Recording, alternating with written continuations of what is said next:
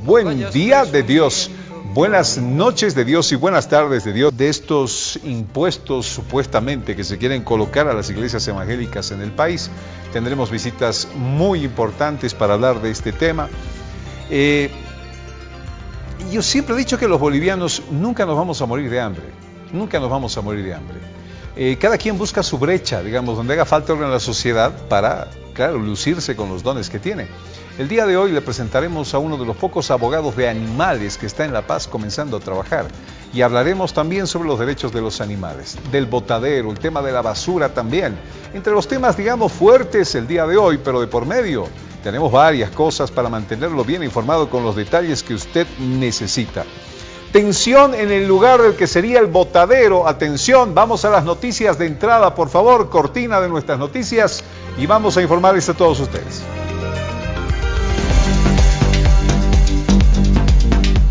Ahora Noticias AM.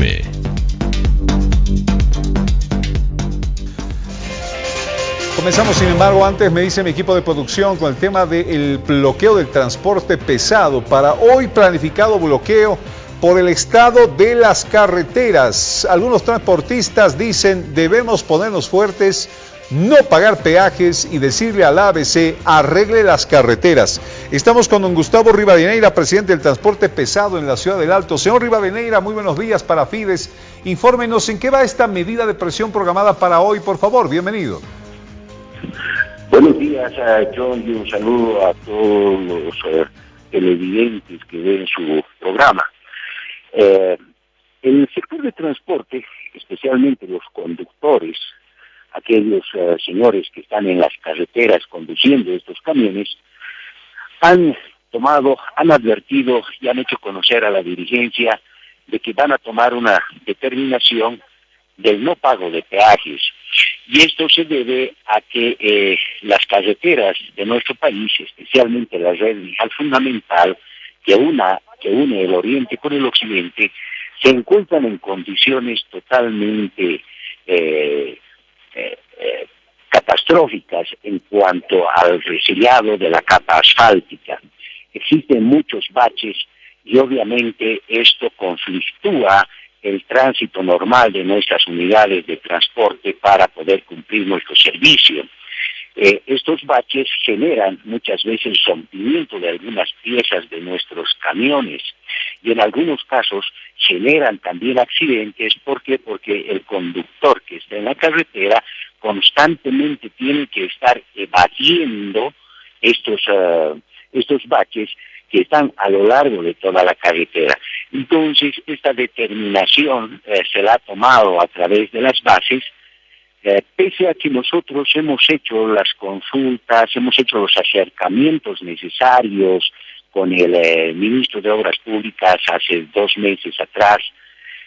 También hemos presentado una nota para que hagamos una inspección de todas las carreteras antes de ayer, con el objetivo de que esta situación pueda ser subsanada, ya que, reitero, genera pérdidas a nosotros como transportistas en el sentido de rompimiento de algunas piezas de nuestros camiones, demora en el tránsito de la entrega de mercadería y obviamente un estrés extralimitado por parte del conductor, quien es el que tiene que sopesar estas dificultades de transitabilidad, de demoras, de evadir baches, etcétera.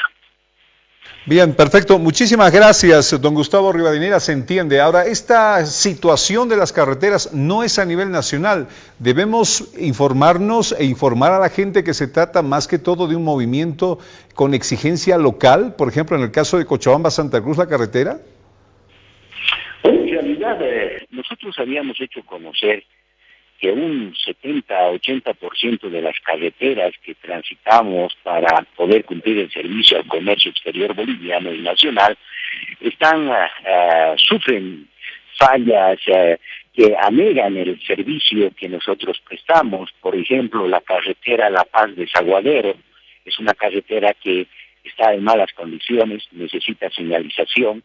La carretera La Paz-Oruro ya está presentando fallas y daños en su capa asfáltica. La carretera Pachacamaya, Tambo Quemado, lo propio. Entonces existen carreteras que no están en condiciones óptimas de servicio, y esto preocupa enormemente a nosotros porque los más damnificados somos como sector el transporte de carga pesada. Muchísimas gracias por esta información, don Gustavo Rivadeneira, presidente del Transporte Pesado en el Alto. Le agradecemos por esta gentileza y la información. Seguiremos de cerca aquello, por favor. Tengo entendido que hay tensión en el botadero. En algún momento incluso nos informaron a priori, vamos a confirmar esta información, de que habrían retenido al menos algunos representantes, asambleístas y concejales, ¿no? Hay vecinos de esta zona donde va a ser o sería el nuevo botadero en todo caso, porque no quieren que la basura se deposite en este lugar. Algunos informes dan cuenta que a ríos aledaños, bolsones de agua, lugares de remanente del agua que llegan después para ser tratada y llega al consumo de la gente, podrían ser contaminados por este nuevo botadero. Vamos a hablar enseguida, por favor, con don Wilson Santamaría en lo posible para que nos informe qué está pasando sobre este tema del botadero, y más adelante estarán aquí algunas de las autoridades para hablar de este tema. Don Wilson Santamaría, buenos días. ¿Qué sucedió en esta zona donde podría ser el botadero esta mañana? Cuéntale a la gente a través de Fides. Bienvenido. Un gusto, John. Un placer saludarlo a usted, a la gente que nos escucha y los ve. Bueno, nosotros hemos convocado a la gobernación, de quien lamento profundamente su ausencia. El gobernador debería explicarnos cuál es la situación del trámite, pero además desplegar a los técnicos para poder explicar a los ciudadanos que se han movilizado en el área. De igual forma se ha convocado al Ministerio de Medio Ambiente y al Gobierno Municipal de La Paz, que se ha asistido con sus técnicos, está el director del CIREMO y alguna otra gente. Bueno, hemos llegado sin mayor dificultad, muy tempranito. Se ha verificado que las represas y los embalses están bastante distantes de donde se pretende construir el relleno sanitario.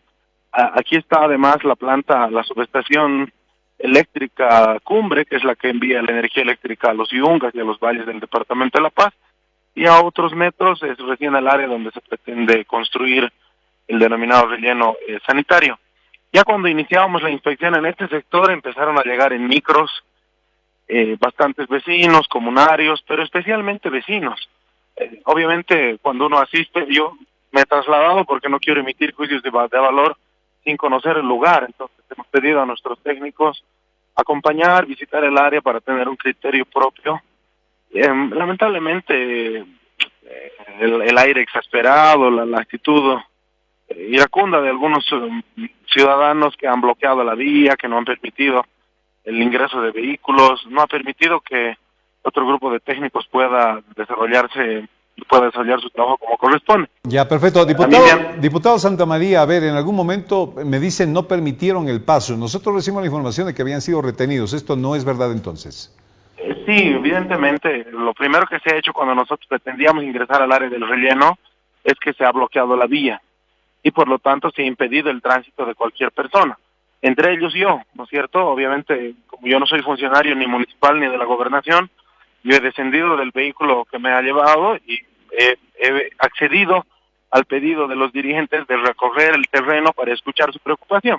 Y aquí hay de todo, ¿no? Desde desinformación hasta preocupaciones valederas respecto a la conservación de la fauna y el medio ambiente, que la forma de resolverlo es escuchando, es intercambiando criterios, es permitir que el equipo técnico plantee las diversas razones que motivan porque este es un área ideal, pero lamentablemente no ha habido ese espacio ni esa posibilidad de realizar el trabajo como corresponde. Yo recorrí 7 lagunas inclusive para poder acompañar todo el área, pero les reitero, hay una actitud bastante complicada de los vecinos que no permiten desarrollar el trabajo como corresponda. Bueno, es entendible el momento de tensión que se vive, ¿no? Cuando hay desinformación hay tensión, pero las cosas van calmando conforme se le explica a la gente, y la explicación y el entendimiento deben venir definitivamente de los dos lados. Estaremos atentos entonces, más allá de este momento de tensión, en este que sería el futuro botadero de La Paz, debemos informarle a la gente que se lleva adelante este encuentro con los vecinos para tratar de concentrar y explicarles cuál es la situación. Diputado Santamaría, muchísimas gracias por este contacto con Fides. Amigos, vamos a nuestra primera pausa comercial, Y continuamos enseguida. El proyecto de ley que quiere regular, dicen, impuestos para las iglesias evangélicas está ya en el Senado Nacional. La comisión del Senado Nacional la habría ya aprobado, estaría a punto de entrar a discusión. Si es que se aprueba directamente al tema de la promulgación con el presidente Morales. Las iglesias le han pedido en las últimas horas a la presidenta del Senado, antes de cualquier aprobación, enviar este proyecto de ley a una consulta que le dé validez constitucional al Tribunal Constitucional Plurinacional, para ver qué dice el tribunal sobre este tema. Hablaremos sobre esto a la pausa, amigos, luego de la misma.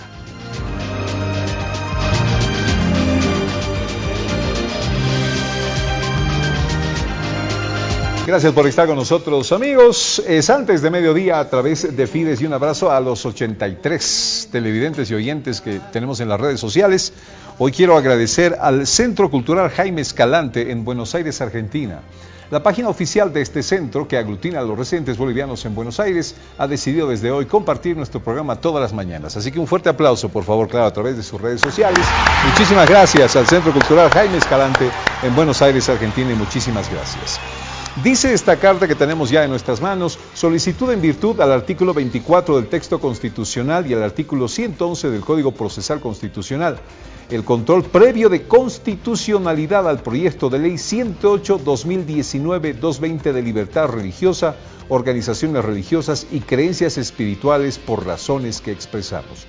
En suma, le piden a la presidenta de la Cámara de Senadores enviar este proyecto de ley, que ya ha sido aprobado en diputados, al Tribunal Constitucional Plurinacional, para que éste vea si no se contradice con la Constitución Política del Estado. Y prueba de esto, bueno, se sabrá si se promulga o no una norma que pretendería ponerle impuestos a las iglesias evangélicas, a lo que se recoge de dinero. Hoy quiero dar la bienvenida al reverendo Freddy Catari. Es presidente él de las Asambleas de Dios de Bolivia, y vicepresidente. Reverendo, muchísimas gracias por estar aquí y bienvenido a Fides. Muchísimas gracias, es un privilegio y un saludo cordial a toda la audiencia, y aquí estoy listo para poder responder a las preguntas, Reverendo, que sean necesarias. Con mucha estima, ¿qué recogemos de la gente de a pie que no es evangélica, por ejemplo? Claro. O incluso muchos de ellos pueden serlo. La gente dice que las iglesias evangélicas piden diezmos, piden el 10%, piden donaciones y se hacen ricas a través de estas donaciones.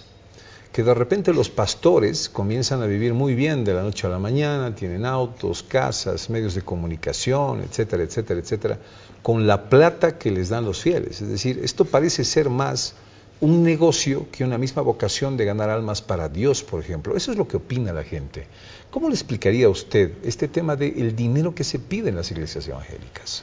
Bien, hay que analizar la realidad de las iglesias evangélicas en el país. Unas están legalmente afiliadas o inscritas en la Cancillería, tienen una personalidad jurídica, pero hay un grupo que no.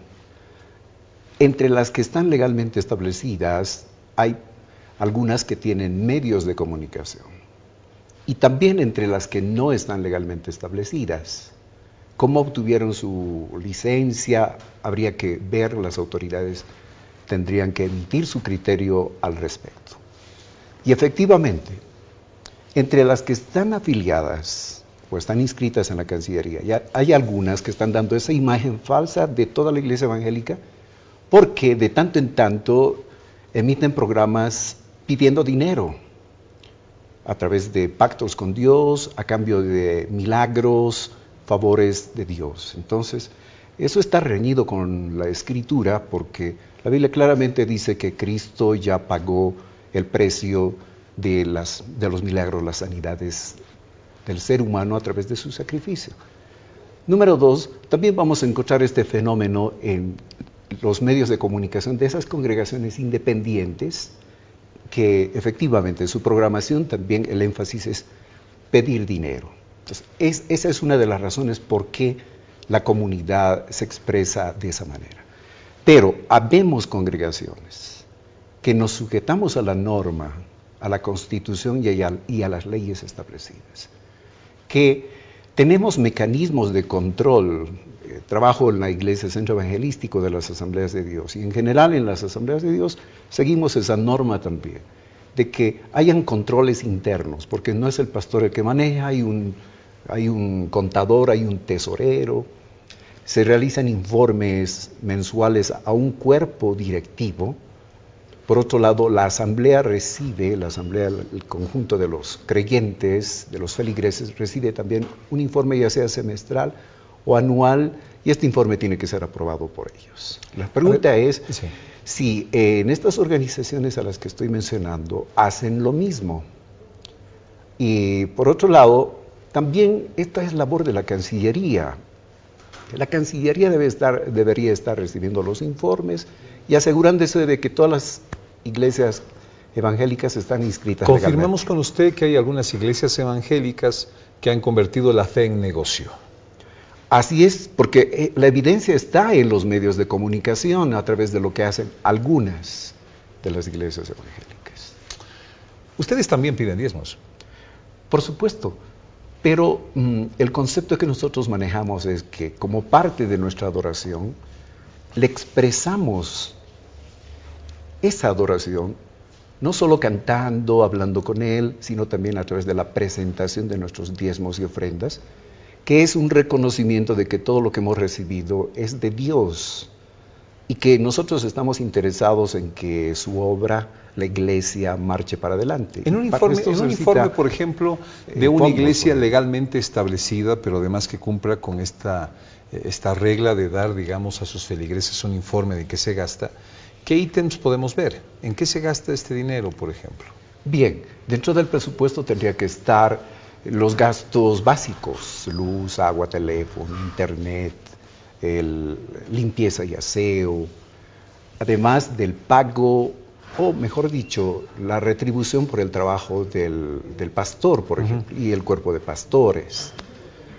Una buena parte se debería invertir, se invierte también en lo que es la evangelización, la difusión del evangelio, la compra de materiales, la educación de los feligreses, el establecimiento de nuevos puntos de predicación, el envío de misioneros al exterior y a otros sitios del mismo país, y un porcentaje para el ahorro, además de la inversión también en infraestructura y otras necesidades que se tenga en la comunidad. Muy bien, muy bien.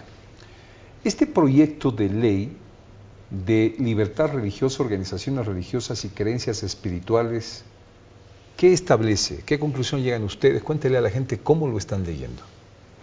Pues este proyecto tiene varios puntos observables, y en el caso de las Asambleas de Dios ha presentado esas observaciones a ANDEP, y la última es una carta que tiene 17 puntos de observación. Y la respuesta que hemos recibido no es satisfactoria, sigue siendo no satisfactoria para nosotros, y es por eso que hemos enviado esta carta, que está dentro del marco jurídico, lo establece la Constitución. Debemos asegurarnos de que el proyecto de ley no viola la Constitución, no se sale del marco legal establecido en el país. Reverendo Freddy Cattari, unos minutos, usted lo conoce, estamos ya con el diputado Víctor Bordes, el presidente de la Cámara de Diputados actual, que nos está visitando en Fides. Un gusto. Placer. Presidente del reverendo Freddy Cattari de Asambleas de Dios Bolivia. Bienvenido a Fides, un gusto tenerlo acá. Bienvenido. Qué nochecita que ha tenido. Enseguida charlamos de eso a propósito. Estamos hoy hablando de este proyecto de ley de libertad religiosa, diputado, proyecto de ley que ya ha sido aprobado en diputados. Una de las cosas que me gustó de la presidenta del Senado ayer es que dijo, no son claros, dijo cuando presentan esta carta, es decir, cuáles son sus observaciones concretas acerca de este proyecto de ley. ¿Podría usted decirme cuáles son esas observaciones en relación a la Constitución y a otros artículos que ustedes ven? Por supuesto, la carta es clara a nuestro entender, porque, por ejemplo, estamos diciendo, como primera objeción a dicho proyecto de ley, hemos observado que se estaría vulnerando el denominado principio de reserva de ley, toda vez que este principio es el conjunto de materias que de manera exclusiva la Constitución entrega al ámbito de potestades del legislador. ¿Qué quiere decirnos? Porque ahí está en difícil escrito. Claro. ¿No? Pero si lo tuviera que interpretar para la gente, ¿qué se está contraviniendo? ¿Qué se estaría contraviniendo? Por ejemplo, el legislador no estaría habilitado, según la Constitución, al menos no hay un texto que rece en ese sentido, de que tenga que establecer leyes para regular, por ejemplo, a las iglesias. Porque recordemos que el artículo 4 de la Constitución dice que Bolivia es un Estado laico, es decir, independiente de la religión. No debe favorecer ni tampoco contravenir el funcionamiento de quienes se denomina iglesias o organizaciones religiosas y hasta espiritualidades. Presidente Víctor Borda, ¿en algún momento se transgrede esta norma? Es decir, que los asambleístas sobrepasen la atribución que tienen al tratar de normar a las iglesias. No, a ver, entendamos bien. El artículo 4 de la anterior Constitución Política del Estado establecía que la religión oficial de Bolivia era la religión católica. Ajá. Hemos dejado sin efecto esa disposición y evidentemente hemos reconocido un Estado laico. Hemos separado Estado e Iglesia, ¿verdad? Y uno de los principios fundamentales de este Estado laico es garantizar la libertad religiosa. Esta ley no regula la libertad religiosa ni las creencias espirituales. Entonces, ¿qué regula? Yo quiero recordarle que actualmente hay 380 solicitudes de organizaciones religiosas en Cancillería para personería jurídica. Eso no va a regular una ley. Tiene que regular una ley, ¿no? Los derechos y las obligaciones de los creyentes en una religión dentro del marco de la Constitución, ¿tiene que regular una ley? Por supuesto que sí, tiene que regular. Eso es lo que se establece. La Constitución, una norma de principios, pero esos principios tienen que ser materializados y regularizados a través de una ley. Es lo que estamos estableciendo, ¿no? Entonces, hemos dejado evidentemente de ser un Estado confesional, hemos hecho una diferenciación clara, absoluta de Estado y religión, pero tenemos que regular. ¿Esta norma no viola la libertad religiosa, me está diciendo? No, porque nosotros en ningún momento, díganos en qué parte del proyecto de ley decimos, ustedes en su iglesia van a predicar de tal manera o tal manera van a enseñar. No dice, absolutamente. ¿El fondo de esta ley es para cobrar impuestos a los diezmos? No, tampoco hay eso, no hay. Díganos en qué parte dispositiva hay eso. Bien. Lo único que hemos dicho es que como persona colectiva o individual, ¿no?, ellos tienen obligaciones de cumplir sus obligaciones impositivas, como cualquier ciudadano, ¿no? Pero más allá de eso no hay una imposición. Aclárenos esto más y le doy la palabra al reverendo. ¿Impuesto a qué tienen que pagar? Es decir, ¿tendrían que pagar como personas individuales y como personas colectivas, como cualquier ciudadano, no a la religión precisamente? Yo gano, por ejemplo, más de el IVA me cobrarán, etcétera, sus obligaciones que ellos como personas ¿Es un impuesto a la iglesia, un impuesto a los pastores, no, un impuesto a qué? No, son obligaciones que tienen con el Estado, como cualquier ciudadano. Yo gano, por ejemplo, 10,000, tendrán que cobrarme mi impuesto al valor, etcétera. Son obligaciones de términos generales que se establecen. No hay impuesto específico, obviamente, para el tema de religión. Bien. Porque además la Constitución te dice que si quieres crear algún tipo de impuesto, tiene que ser a través de una norma específica, de una ley específica. Reverendo Freddy Catarí, sobre estos temas. Comenzaré con lo de impuestos. Sería saludable que en materia de impuestos se aclare precisamente cuál es la situación jurídica de la Iglesia Evangélica. Porque uno de los fenómenos que se ha presentado en impuestos es no hay unos formularios específicos para lo que la Iglesia tiene que declarar. Efectivamente, respetamos la ley, hay un marco jurídico para todos los bolivianos y debemos pagar impuestos. La Biblia también lo sostiene, ¿no? En el caso de las Asambleas de Dios no tenemos observación en ese sentido. Es probable que otros sí, pero con todo el respeto al honorable, habría que decirle con relación al marco jurídico de esta ley, efectivamente toca las actividades y otros aspectos menudos específicos del funcionamiento de las iglesias. ¿Cómo esta norma les corta a ustedes la libertad religiosa? Por ejemplo, en el artículo 7, en una lectura, estaríamos obligados a informar al gobierno respecto a todas las actividades. Entonces, este artículo, por ejemplo, entre varios, no es lo suficientemente claro. la ley debería ser tan específica de que no dé lugar a dudas, porque en el camino podemos tener la sorpresa de que unos interpreten de una manera o de otra manera cierto artículo para provecho de algunos y para desmedro o perjuicio de otros. Entonces, sería recomendable que los legisladores tomen en cuenta estos detalles. Por otro lado... Perdón, antes de pasar a otro tema, diputado Borda. Yo quiero aclarar, primero hay una ley que está regulando las organizaciones religiosas, es la 351. Correcto. ¿No? O sea, ya hay una ley. Y en esa ley les obliga a las organizaciones religiosas, como cualquier otra persona jurídica, a informar a Cancillería respecto a su actividad económica, actividad administrativa, actividad religiosa. Ellos informan. ¿No? O sea, no es novedad, como cualquier persona jurídica. Y lo que nosotros hemos hecho es materializar eso. Simplemente. Ahora, ¿cuál es la diferencia? En la ley 351, ellos no están reconocidos ni siquiera como organizaciones religiosas, sino están entremezcladas con organizaciones comerciales, organizaciones fundacionales, etc. En cambio, esta ley es específica, más bien es un avance, un logro para las organizaciones religiosas, porque le están reconociendo específicamente como organizaciones religiosas y están estableciendo un trámite específico. Hay 350 solicitudes de reconocimiento de personería jurídica en este momento. ¿Cuántos les ha reconocido Cancillería? Ni uno, porque el trámite es largo, dilatorio, o les establece requisitos establecidos para organizaciones comerciales. Ahora le estamos diciendo como organizaciones religiosas tienen que cumplir ciertos requisitos para reconocimiento. Presidente, cuando se dice informen de sus actividades, da la impresión de que es, a ver, informe qué están haciendo, cuánto sacan para pagar impuestos. ¿Esto puede ser tomado así? No, son informes de sus actividades de su manera como cualquier persona jurídica. Tienen que establecer sus informes económicos, sus balances. Obviamente es una persona jurídica que están reconociendo y eso es lo que lo están haciendo actualmente. Entonces eso es lo que estamos determinando básicamente en la ley.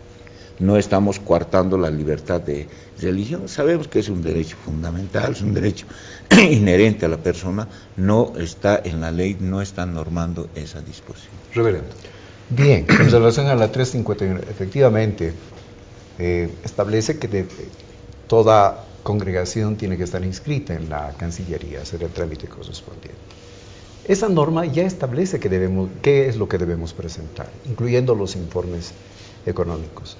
Ahora, esa ley, esa norma no ha sido anulada, ha sido incorporada más bien a este nuevo proyecto de ley, por una parte. Por otra parte, debemos decir que la norma constitucional establece que en el ejercicio de los derechos nadie será obligado a hacer lo que la Constitución y las leyes no manden, ni a privarse de la que éstas no prohíban. Entonces, hay un sector de los evangélicos que está apoyando esta ley y las Asambleas de Dios razona, piensa, fundamenta y dice, estamos nosotros mismos poniéndonos una camisa de fuerza sobre nosotros mismos, cuando ni la misma Constitución establece que esto tenga que ser necesariamente así. Por otra parte, a lo que dijo el honorable con relación a que todos estamos en un mismo nivel. No sé si han consultado con las espiritualidades andinas. Estuve yo en el diseño desde el inicio del proyecto de ley que ahora se tiene ya en tratamiento, pero en ese tratamiento estábamos divididos en comisiones y una parte era de las espiritualidades andinas. Y ellos decían, no estamos de acuerdo con lo que el presidente está realizando, ni con lo que el canciller está impulsando. Porque nuestra naturaleza es tal que no podemos nosotros estar en el grupo de las religiones. ¿Cómo nos califican a nosotros? Por ejemplo, las religiones incorporan a sus miembros a través de una ceremonia. En cambio, la naturaleza de nuestras espiritualidades es tal que no hay una incorporación. Si a través de una ley van a pedir, por ejemplo, la lista de miembros, así no funcionan las espiritualidades andinas, porque nosotros, los quechuas, aymaras y amazónicos, desde el nacimiento ya estamos dentro de una comunidad. Segundo, no tenemos un credo, dijeron ellos. como las organizaciones religiosas. Y además, en cuanto a la remuneración a nuestros amautas y atiris y otros especialistas en el manejo de estas cosas, no se nos puede regular pidiéndonos impuestos y otras cosas. Por eso utilizo como argumento, porque no sé si los legisladores les han consultado a ellos, porque el tema de la religiosidad, la espiritualidad, el manejo de las cosas espirituales es muy complejo. A ver, veamos, diputado, presidente de la Cámara de Diputados, sobre este tema. O sea, no es un criterio arbitrario de la ley. Revise el artículo 4 de la Constitución Política del Estado. Garantiza la libertad religiosa y creencias espirituales. O sea, eso es lo que te dice la Constitución. No solamente habla de libertad religiosa, también inmediatamente te habla de creencia espiritual. Eso es lo que tenemos que regular. No es un criterio a priori, arbitrario, ¿no? Entonces la Constitución te dice, ¿no?, que tienes que regular las organizaciones religiosas y pero no ponerse en un mismo lugar. Hay una diferenciación, y en la ley está básicamente la diferenciación, que es organización religiosa y que es creencias espirituales. Hay conceptos, hay definiciones que están... ¿Hay iglesias que están de acuerdo con este proyecto de ley? Ahora, el proyecto de ley no nace de la iniciativa del gobierno, nace de la iniciativa de las propias organizaciones religiosas, hace 4 años atrás ya. O sea, nosotros no lo planteamos, nos dice, oiga, ¿por qué a nosotros nos ponen en la ley 351 como organizaciones, mezclados las organizaciones religiosas con las organizaciones, fundaciones, con todos esos, cuando nosotros no somos? 2, dice, hay gente, religiosos que han estudiado 4, 5, 6 años teología, por ejemplo, pero el Estado no les reconoce. O sea, yo voy, por ejemplo, voy a sacar mi certificado, soy licenciado en teología, ¿dónde está su título universitario? Esta ley está permitiendo el reconocimiento de esto a través, obviamente, de un procedimiento y un reglamento. De un procedimiento impositivo. Un procedimiento impositivo. A ver, el fondo del asunto, presidente, ¿cuál es? ¿Por qué deben pagar impuestos las iglesias evangélicas? Las iglesias evangélicas van a pagar impuestos tanto y cuando, obviamente, generen obligaciones a través de personería jurídica. No se está creando impuestos específicos para las religiones, mentira, no hay ningún impuesto. Se ha dicho, se está creando un impuesto para el diezmo, etcétera. No, eso no es evidente. Bien, ¿no? Termino con usted, reverendo, sobre este tema. ¿Por qué impuestos a las iglesias evangélicas? Esa no es una argumentación de las asambleas de Dios. Es verdad que un sector ha argumentado en ese sentido. Y la mayoría de la población cree que tiene que ser así. Asambleas de Dios dice, efectivamente somos ciudadanos bolivianos y tenemos que contribuir al Estado con lo que corresponde en justicia por medio de nuestros impuestos. Ahora, yendo a lo que dice nuestro amado legislador, en el artículo 4 no dice que se debe legislar la ley, simplemente dice el Estado respeta y garantiza la libertad de religión y de creencias espirituales, de acuerdo con sus cosmovisiones. Y añade, el Estado es independiente de la religión. Ese es el concepto de laicidad, es decir, el Estado no debería involucrarse. Y los operadores del Estado, los administradores de las cosas del Estado, el Ejecutivo, el Legislativo, que son los que operan, administran las cosas del Estado, entonces no deberían legislar esto, simplemente no favorecer ni perjudicar a las creencias. La religión está por encima del Estado, me está diciendo. Tiene que ser considerada por el Estado, porque es una realidad. El mundo espiritual, el manejo de estas cosas... Está por encima del Estado, pero es que la religión la manejan hombres, pues. Pero ya entrar en materia así menuda, específica, entonces es ponernos a quienes manejamos las cosas espirituales ya en una situación... Y añadiré esto más. Tenemos ya normativas internas y la Cancillería verifica que esa normativa no vaya contra la Constitución y las leyes establecidas. Pero se regula entonces. Se regula. Está bien, entonces, suficiente con eso. La Cancillería debería asegurarse de que esa normativa interna de cada organización entonces no viole la Constitución, así debería ser. Solamente una puntualización. Imagínense que no regulemos a las personas jurídicas que crean una organización religiosa. Pueden crear una organización religiosa a título de creencias religiosas para tráfico de personas, por ejemplo, o para actividades ilícitas. El Estado sí tiene que regular esas organizaciones religiosas, definitivamente. Y lo hace a través de la Cancillería. Entonces, aquí estamos estableciendo un concepto y un elemento fundamental. Dice, las organizaciones religiosas se van a crear, se van a reconocer sin fines de lucro. Eso estamos estableciendo. O sea, que nadie a título de religión se puede enriquecer. Eso estamos planteando. Y eso obviamente también Cancillería, a través del reconocimiento y otorgación de personería, verificará estos hechos. Bien, muchísimas gracias a ambos. Presidente Víctor Borda, le pido se quede con nosotros unos minutitos más. Tenemos otros temas, por favor, para compartir con usted. Y despido al reverendo Freddy Catari de Asambleas de Dios Bolivia. Reverendo, muchísimas gracias por participar. Ha sido una bendición estar con ustedes y será hasta una próxima oportunidad. Deje muchas bendiciones en este set para todos. Por supuesto, que el Señor les bendiga. Muchas gracias. Que Dios le guíe en esa delicada labor de legislar a nuestro país. Muy bien, vamos a la pausa en Antes de Mediodía y continuamos con más enseguida, amigos. No se vayan. Sofisticación al vestir.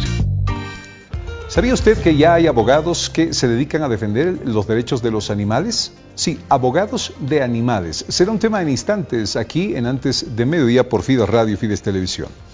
Seguimos con don Víctor Borda, presidente de la Cámara de Diputados. Diputado Borda, dos cositas puntuales, por favor. La primera, se ha aprobado la norma, falta claro su promulgación, para cambiar de fecha a las elecciones de este año. Ha sido dura la sesión de anoche, presidente. Sí, 6 horas, hemos empezado desde las 4:30 y hemos terminado 10:30, 11 de la noche, ¿no? Un debate, obviamente, en base a criterios políticos, ideológicos, pero no observaciones de fondo respecto a la naturaleza del proyecto de ley. Este proyecto de ley ha sido emitido por el órgano electoral, ¿no? Y simplemente lo que establece es una modificación al artículo 94 de la ley 026. El artículo 94 de la meritada ley establecía que desde la convocatoria a la realización de las elecciones debería transcurrir un plazo mínimo de 150 días. Si aplicaríamos este extremo, este elemento, el órgano electoral ha establecido que la selección sea el 20 de octubre, le faltaría 4 días para llegar a esos 150 días mínimos. Claro, que establece la ley. Que establece la ley, ¿no? Aun cuando les da facultad la ley para que el órgano electoral, a través de una resolución de sala plena, pueda definir la fecha. No está definido. Ellos son los que tienen que decidir. Y de interpretación del artículo 29 de la Ley de Partidos Políticos, se establece que desde las primarias para la convocatoria tiene que transcurrir 120 días. Eso significaría que el órgano electoral tendría que emitir la convocatoria máximo hasta el 26 de mayo. Claro. Ahora, de lo que se trata, dice la oposición, es un Tribunal Supremo Electoral manejado por el gobierno. Dicen ellos que lo que dice el presidente acata el Tribunal Supremo Electoral, que por eso se cambia la fecha de las elecciones. No hay así criterios, sino factores fundamentales. El hecho de las elecciones en la Argentina y de Uruguay. Son más de 120.000 ciudadanos bolivianos que por circunstancias de la vida han tenido que irse a la República de Argentina, de acuerdo al último datos del padrón. Entonces, el artículo 27 de la Constitución Política del Estado establece que las bolivianas y bolivianos residentes en el extranjero tienen la obligación de votar, elegir al presidente, vicepresidente y participar en cualquier otro proceso eleccionario. Es lo que dice el artículo 27. Y obviamente llevar adelante 2 procesos eleccionarios en un mismo país es prácticamente imposible, técnicamente, porque el órgano electoral de la Argentina va a priorizar su elección frente a la elección de Bolivia. Eso es lógico. Y obviamente van a funcionar en recintos que podían haber funcionado también, recintos electorales en la misma Argentina. Ahora, una cosa es la sana intención de hacer respetar un derecho de los migrantes bolivianos, que es el derecho al voto. Lo entendemos de esta manera también, pero ¿qué hay con otros lugares del mundo que no tienen este problema? ¿Realmente nos estamos también esforzando para que se respete su derecho a voto? Porque hay problemas en otros lugares del mundo donde también hay bolivianos. Entonces le pregunto, ¿estamos actuando de igual manera para todos los migrantes? Bueno, lo óptimo sería que todos participen, ¿no? Pero definitivamente también, dada seguramente la limitación de los recursos, de los medios que se establezca, deberíamos garantizar mínimamente la participación de los extranjeros en aquellos países que tienen mayor concentración de bolivianos, ¿no? Como es el caso de la Argentina. No tanto Uruguay, Uruguay es un mínimo de bolivianos, pero sí en la Argentina o España o en otros países donde hay, repito, la mayor concentración de bolivianas y bolivianos. Bien, este proyecto de ley aprobado va a senadores ahora, ¿no? ¿Tengo entendido? Sí, el día de hoy, anoche prácticamente hemos remitido, seguramente el día de hoy ya se trabajará en comisión para tratarlo la Cámara de Senadores. Bien. Presidente de la Cámara de Diputados, hace un tiempo atrás entrevistamos a un representante de la Cámara que lo acusó a usted de formar parte de lo que él llamó un clan Borda. Vamos a ver un segundito esto, por favor, que sucede aquí en el programa y tenemos que darle la contraparte a usted. Veamos, por favor. Primero que esa foto fue tomada el 30 de noviembre en una comunidad potosina en la que ambos están en un lugar público haciendo campaña. El señor Víctor Borda haciendo campaña en favor del señor Edwin Aguayo y el señor Edwin Aguayo, que espero que esté la siguiente foto, repartiendo los volantes. Esos son días antes del 3 de diciembre. Eso comprueba el audio, porque el audio precisamente está graficando de cómo se manipuló dentro de la Cámara de Diputados la selección, preselección, y el señor Borda obviamente se beneficia. ¿Por qué usted habla de clan, diputado? Hay un clan que venimos a denunciar que es el clan Borda, y hay una posesión, que es la posesión que se ha dado en el Tribunal Supremo de Justicia de Potosí. La señora de acá... Bueno, todo esto fue acompañado de un audio donde se establecía que usted tenía un favorito para el Tribunal Supremo Electoral, Edwin Aguayo, que fue posesionado en el Tribunal Supremo de Justicia, y que este magistrado, como favor, le posesionó a una vocal del Tribunal Departamental, su cuñada. Esto era lo que se dijo en esta denuncia, presidente. ¿Qué tiene que decirnos sobre este tema? Bueno, tú seguramente conoces yo y el pueblo boliviano Potosí. Potosí es pequeño y tenemos una característica. El señor Aguayo es abogado y yo también soy abogado, al igual que el gobernador, por ejemplo. Juan Carlos Cejas es abogado, ¿no? Y tenemos un colegio de abogados. El hecho de que mantengamos una relación de amistad no íntima no implica que se pueda establecer estos elementos de una supuesta vinculación. Dos,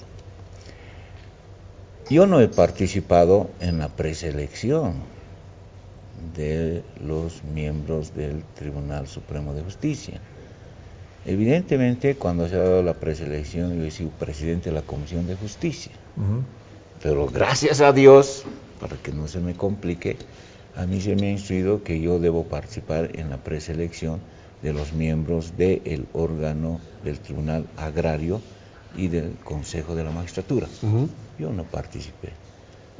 Fue la Comisión de Constitución, a cargo de Susana Rivero y otros diputados, los que participaron en el proceso de preselección y calificación de Tribunal Constitucional y Tribunal Supremo. Yo no me metí para nada, me está diciendo el diputado. Así es. Y eso estaba, y él sabe él. ¿Y el audio, diputado? Conoce. Ahora, el audio, no sé de cómo lo han establecido, cómo ha pedido una manipulación, y para tal efecto yo he pedido que se remita al Ministerio Público, que presente la denuncia. Nunca lo ha hecho. Y bajo esas circunstancias yo he presentado, bueno, no he traído porque no me dijeron que estaba. Está bien. Pero yo he presentado una demanda, ¿no? Por difamación, por calumnia, injuria contra este diputado. Juan Carlos Gutiérrez tiene una demanda. Así es, que me demuestre, ¿no? Ahora, si yo he influenciado, me dicen la preselección de mi cuñada, dice, ella ha sido juez, revisen, verifiquen. No, cuando yo he estado, ha sido juez hace 8 años, 10 años atrás, ¿no? Y ella seguramente ha presentado, como cualquier juez, su convocatoria, y tengo entendido que ha sido la 3ª mejor nota que ha obtenido ella. Ahora, ¿yo en qué participo? ¿Quién califica eso? Es el Consejo de la Magistratura, yo no tengo absolutamente nada. No, pero que se dice una llamadita, un ayudala, un posesional, pero eso tendría que demostrar. No, nunca me he metido en ese tipo de circunstancias, siempre he intentado mantener limpio mi trayectoria, mi apellido, entonces ha sido una confabulación tremenda, ¿no? Sin embargo, creo que también las personas tienen que ser responsables por lo que hablan y por lo que dicen. Yo lo he emplazado en un determinado momento que presente, si tenía la denuncia del Ministerio Público. No lo hace porque sabe que simplemente son conjeturas. Bien. Presidente de la Cámara de Diputados, salarios. ¿Cuánto deberían subir los salarios en el país este año? Es difícil dar el porcentaje, ¿no? Pero quiero entender que debería aplicarse una fórmula ecléctica, en mi criterio, ¿no? Para finalmente también darle certeza a los empresarios, pero fundamentalmente también garantizar una estabilidad laboral, garantizar los derechos de los trabajadores. No debería ser el parámetro la inflación, que es baja, ¿no? En Bolivia, sino debería tomarse en cuenta la inflación y los factores políticos, factores sociales también. Entonces, inflación más factores sociales. Así es, debería haber una fórmula ecléctica para permitir un poquito más de la inflación, poder elevar el salario, como lo ha hecho durante estos años el gobierno. Claro, generalmente lo que se toma es la inflación. ¿Cuáles serían esos factores sociales que deberían tomarse en cuenta para subir salarios? Mejorar las condiciones, que el salario fundamentalmente pueda satisfacer las múltiples necesidades del trabajador y de su familia principalmente, y garantizar, obviamente, que ese salario mínimo que percibe el trabajador pueda subvencionar sus necesidades y la de su familia. ¿Cuidar a los empresarios también, presidente? Sí, parte fundamental, ¿no? Tampoco no podemos exigir incrementos salariales excesivos, porque obviamente esto podría generar un problema para los empresarios, inclusive para los propios trabajadores, generar despidos. Pero usted dijo ayer que los empresarios no deberían meterse en este tema. Así es, en la negociación. En la negociación con la COP, dijo, ¿no? Para mí la negociación debería ser gobierno y COP. ¿Por qué? Porque se está negociando un derecho inherente al trabajador. ¿Y por qué no los empresarios en ese diálogo, en esa negociación? Porque yo creo que hay una relación de dependencia laboral fundamentalmente más estrictamente ligado con el Estado y con el gobierno respecto al incremento salarial, que incorpora otros factores. ¿Y cómo defendemos entonces a los empresarios? ¿O cómo cuidamos a los empresarios? Para eso está el Estado. El Estado debería ser una persona neutra que garantice los derechos del trabajador, pero que también garantice los derechos de los empresarios. Presidente de la Cámara de Diputados, diputado Víctor Borda, muchísimas gracias por este tiempo en Fides. Gracias, John. La primera vez que me entrevistas. Y que no sea la última, por favor. Que no sea la última. Muchas gracias. Bienvenido a Fides siempre, presidente. Gracias. Muy bien. Amigos, los teléfonos a los cuales puede comunicarse con nosotros todos los días aparecerán inmediatamente en pantalla para usted. Vamos a verlos, por favor, para que se comunique con nosotros. 765-00237, 697-57470. Estos son los números, un mensajito de WhatsApp. Puede enviarnos un saludo mediante video si también usted quiere, no hay ningún problema. Recibimos el día de hoy a nuestros amigos zapateros. Son de la Unión Artesanal en Calzado. Los tenemos aquí en nuestro sede de televisión y les agradecemos por venir. Señor, gusto tenerle con nosotros. Bienvenido, buenos días. Ponemos el micrófono cerquita a la boca, por favor. Buenos días, John. Mire, muchísimas gracias por cedernos este espacio, ya que nosotros estamos en una situación en la que estamos viniendo a hacer un reclamo por parte de todos los productores en calzados sobre nuestra sede social que está acá en la Eloy Salmón. Lamentablemente están sucediendo cosas que no están fuera de de lo normal. ¿Qué pasó con la sede? La sede social, lamentablemente, hoy en la actualidad, está siendo administrada por gente ya que no son del rubro de la zapatería. Al contrario, son profesionales, los cuales se están favoreciendo de todo lo que debería corresponder a los zapateros. Es por eso que estamos nosotros en un estado de emergencia y estamos reclamando, hemos hecho ya nuestros reclamos a diferentes instancias, entre ellos estamos pidiendo mediante las autoridades que Derechos Reales ponga las cosas en su lugar. A ver, usted dice ponga las cosas en su lugar. ¿Qué ha hecho Derechos Reales para que nos explique, señor? Buenos días, bienvenido. Buenos días, querido John. Dar a conocer a la opinión pública que Derechos Reales hace una inscripción anómala de los predios que son de la Unión Artesanal. Inscribe con una carta notarial como copropietarios a estos señores que están administrando hoy en día lo que es la Unión Artesanal. Es decir, está inscrito a nombre de particulares, la sede suya. Sí, ya ha sido inscrita, se están inscribiendo y hemos sabido por informaciones que lo quieren vender la casa. Prácticamente los zapateros quedaríamos desprotegidos, no tenemos dónde reunirnos, nos reunimos en las calles y lo que pedimos ahora a las autoridades ponga en conocimiento, queremos poner en conocimiento público que las autoridades pongan en este caso atención. Derechos Reales totalmente ha hecho una inscripción anómala. Lo que los zapateros pedimos es que esta inscripción anómala sea borrada. Claro, porque su asociación termina a nombre de particulares, como propiedad privada más o menos. Sí, ya tienen el nombre de copropietarios ellos. Ya lo han cambiado y están cambiando también las. Su sede tiene propietarios ya. Ya tiene propietarios. ¿Quién les donó la sede a ustedes antes? El gobierno de Gualberto Villarroel en el año 1945. Y ha sido una donación, no solamente a los zapateros, se les ha donado a otras personas también, otros predios, en el mismo año y en la misma fecha. ¿Y esos títulos qué decían? Propiedad de la Unión Artesanal de Trabajadores, y que no podían ser vendidos, enajenados, y no se podía lucrar con estos bienes. ¿Ustedes han ido a Derechos Reales, señor? Buenos días. Primeramente un saludo a su canal. ¿Sabe lo que está ocurriendo actualmente? Está copado nuestra institución, que ellos ya no son ni siquiera artesanos, como lo ha dicho mi compañero, son personas que pertenecen a otros rubros.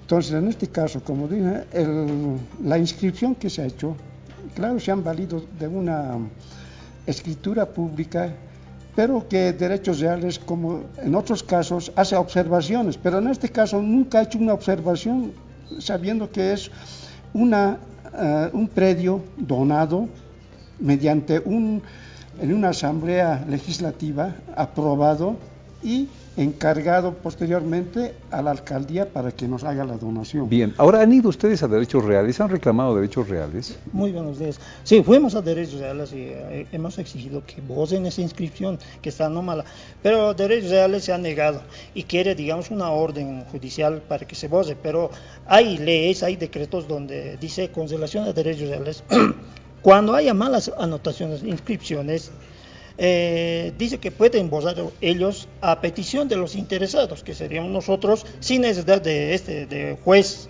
¿ya? Pero ellos no lo hacen caso, no respetan, y la ley de donación tampoco lo respetan. O sea, nosotros estamos pidiendo que se respete la ley de donación y este decreto para subsanar este tipo de errores, y ellos no acatan, no cumplen como autoridades, como funcionarios, y eso está muy mal. Cualquiera entonces puede apropiar de calles, de plazas, y eso no está bien, entonces no es nuestro reclamo.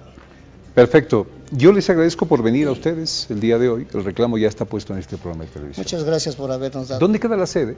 En la Eloy Salmón, número 66, frente al Banco Mercantil. ¿Cuántos pisos tiene? 4. 4 pisos, es grande la casa. Sí, es el trabajo de los zapateros. Hay personas que realmente ya no son artesanos, son sus hijos que están ahora administrando, y donde los zapateros estamos quedando desprotegidos. Gracias, John, por habernos dado este espacio para dar... Muchísimas gracias por venir a los zapateros artesanos. Mostramos un poquito de sus productos, por favor. Yo tengo que cambiar de cachos, así que voy a pasar por donde uno de ustedes ahí también. Claro que en el mío van a gastar, imagínate, hermano. Zapato grande me dicen a mí, así que por lo menos unos 3 pares unidos. Muchas gracias por haber venido. Muchas gracias por haber venido. Vamos a la pausa y enseguida un abogado de animales, acá, en Antes de Mediodía.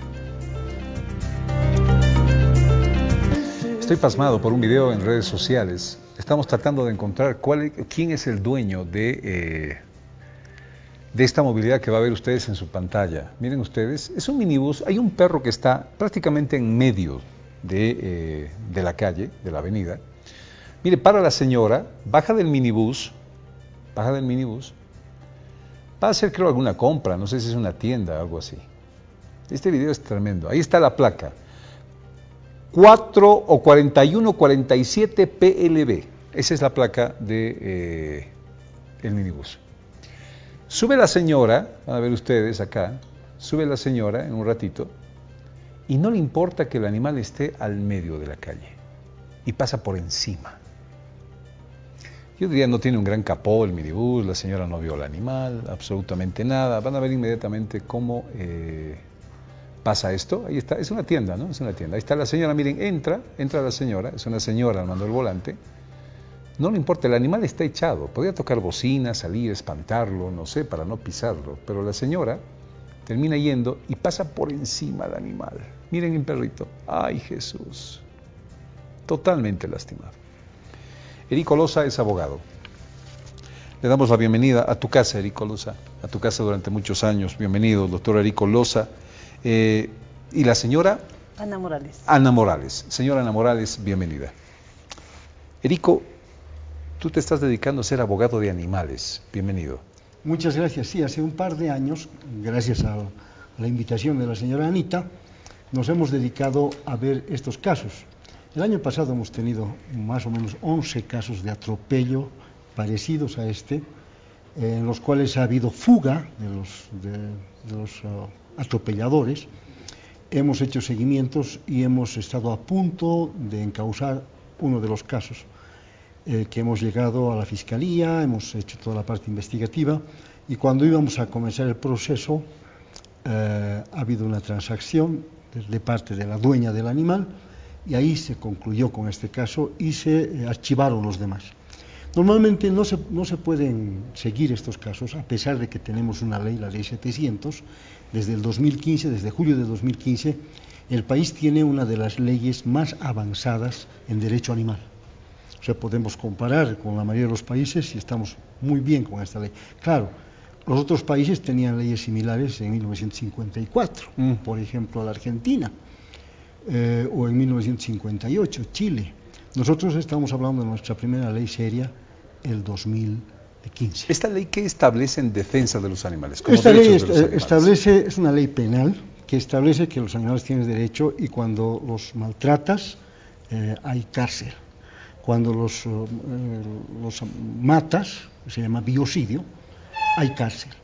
Nosotros en este momento con la señora Anita como querellante, por eso le invité a que me acompañara, hemos logrado que sea querellante, porque hay una diferencia entre los animales silvestres y los animales de compañía.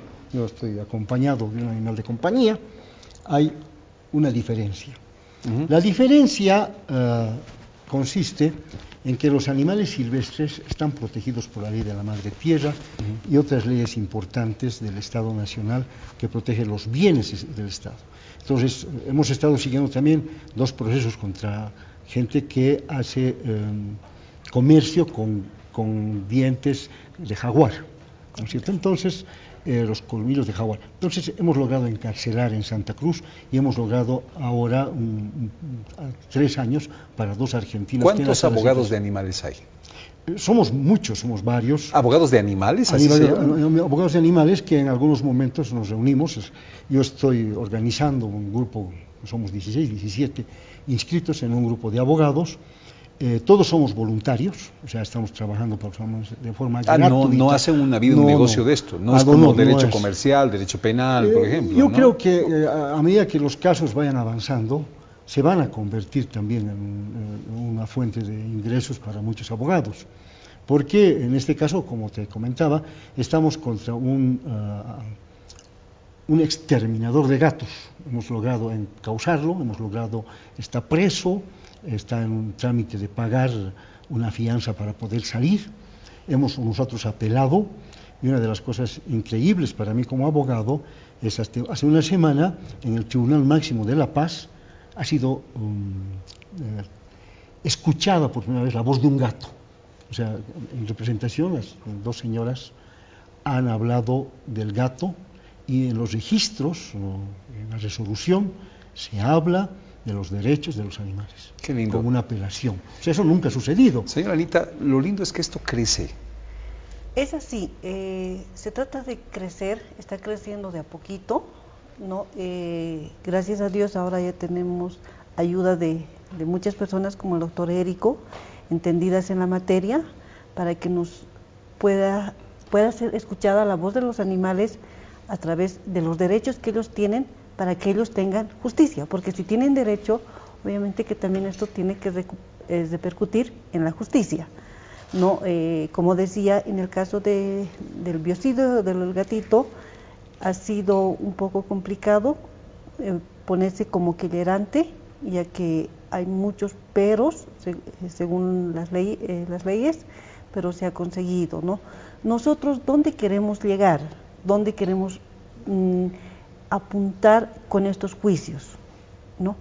De que haya más conciencia de parte de la ciudadanía, que en el remoto confín, en el lugar más alejado, que sepa una persona que no puede maltratar a un animal, porque siempre vamos a estar los animalistas, y ahora, gracias a Dios, contando con un grupo de abogados para poder defenderlos. Erico, me toca solamente, por favor, porque esta no es una promoción, no te traigo para que hagas promoción de lo que haces, pero para que se sepa que hay abogados de animales, que es muy importante. ¿Dónde te pueden encontrar, Erico? En mi teléfono, 727-6272. ¿720? 7 6272. 6272. Nosotros trabajamos organizados, entonces atendemos varios casos al mismo tiempo, y en el caso que tú has mostrado, estamos siguiendo el caso. Es muy importante también reconocer el trabajo que hace POFOMA, la policía especializada en los temas animales. Ellos han estado siguiendo casi todos los casos, ellos presentan sus informes a la Fiscalía, y en este momento nosotros ya tenemos el brevet, la dirección, el nombre, todo, de la señora que atropelló. ¡Qué maravilla! Entonces ya tenemos todo el seguimiento, y también el perrito ha fallecido. Entonces también es biocidio, entonces. Es un biocidio. Y sabemos que en este momento la policía está haciendo la necropsia, porque ahora nosotros estamos exigiendo pruebas, o sea, todas las pruebas para poder abrir, yo creo que esta semana, hasta el viernes, vamos a abrir la querella y vamos a detener a la señora para que responda por lo que ha hecho contra ese animal. Doctor Loza, ¿cuántos años de cárcel si ella se confirma ha matado al animal? 5. 5 años de cárcel. 5 años. Muchas gracias por venir, doctor Érico Loza. Señora Anita, muchísimas gracias. A la pausa tenemos que hablar del botadero en La Paz. Esta mañana visitaron algunos representantes de la alcaldía y de la gobernación, asambleístas nuestros, el lugar, y claro, allí hubo un pequeño encuentro, los agarraron durante un momento, tensión y demás. Hablamos del tema a la vuelta ya en la recta final de Antes de Mediodía. Acompáñenos. Patapampa se llama el lugar donde se quisiera el nuevo botadero de La Paz, pero hay ya una serie de problemas. Ahí tenemos imágenes, por favor, hechas con dron, donde hay una tremenda planicie. Quiero darle la bienvenida a Cacho Herrera, asambleísta departamental de La Paz, estos últimos minutos del programa. Asambleísta Herrera, un gusto tenerlo aquí con nosotros, bienvenido. Gusto, buen día. ¿Dónde es Patapampa? Está ubicado en Achachicala Alto. Esto está en el macrodistrito rural de Jampaturi, que está dentro del municipio de La Paz. Para que la gente se ubique, es del plan autopista, se sube varios kilómetros y está en la parte alta. En términos de altura está similar, aunque están 4.600 metros sobre el nivel del mar, pero es similar a la cumbre que nos conduce a los Yungas. ¿Quién ofreció el lugar para que sea nuevo botadero?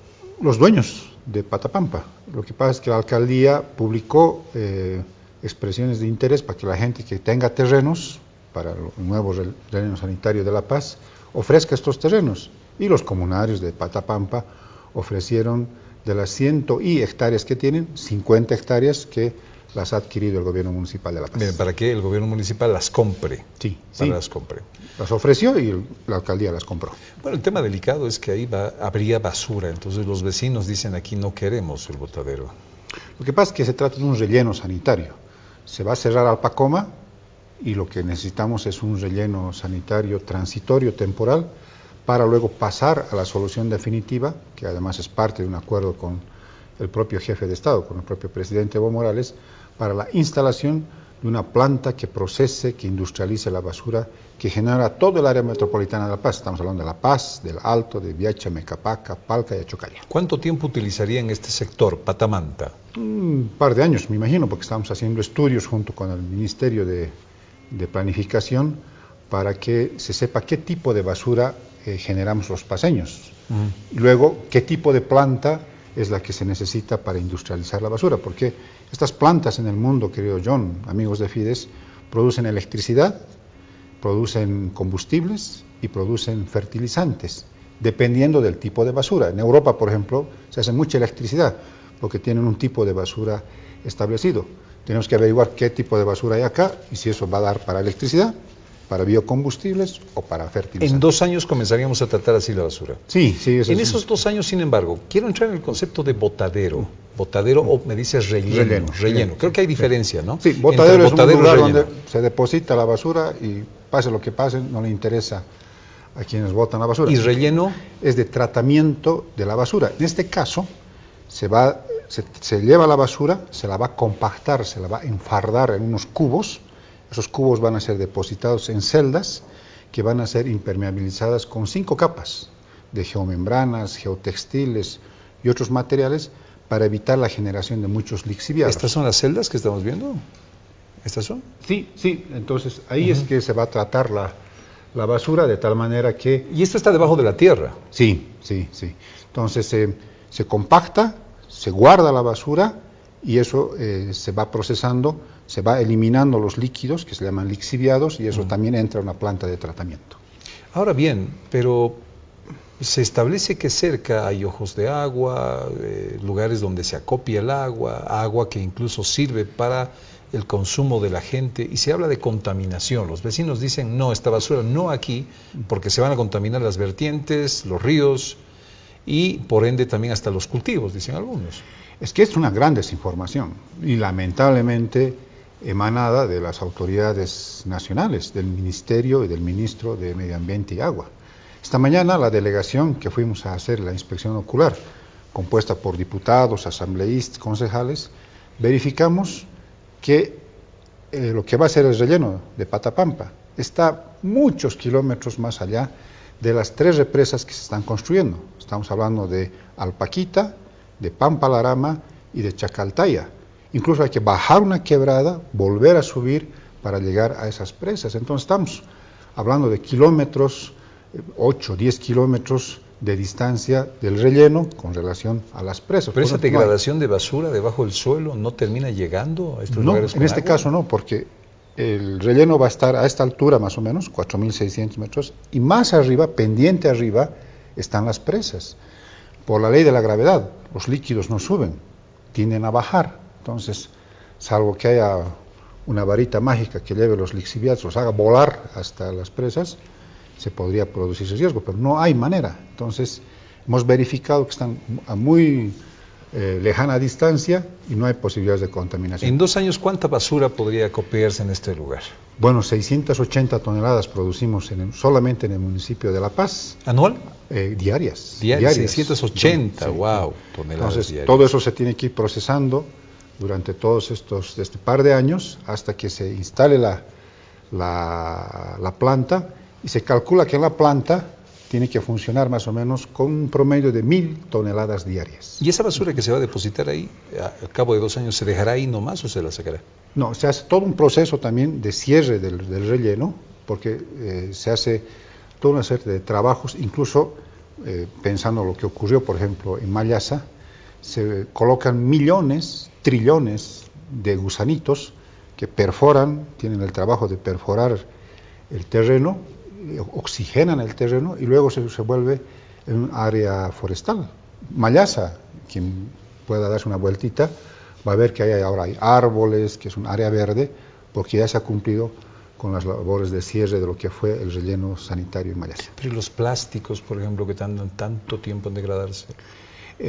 Todo eso, de manera interna, el terreno lo va procesando también, lo va degradando con los años y con el tratamiento que se hace de cierre de estos rellenos, en años, en 5 o 10 años, ese terreno ya está apto incluso para el cultivo de especies forestales. Asambleísta Herrera, ¿qué les dijo la gente esta mañana porque se reunieron en el lugar? Bueno, estábamos haciendo la inspección junto con medios de comunicación y de pronto llegaron en camiones, en volquetas, en micros, en taxis, en minibuses, gente organizada que intentó cercarnos, ¿no? Es gente organizada y ahí se expresa esto que dijo el alcalde, este boicot político en contra de la paz, ¿no?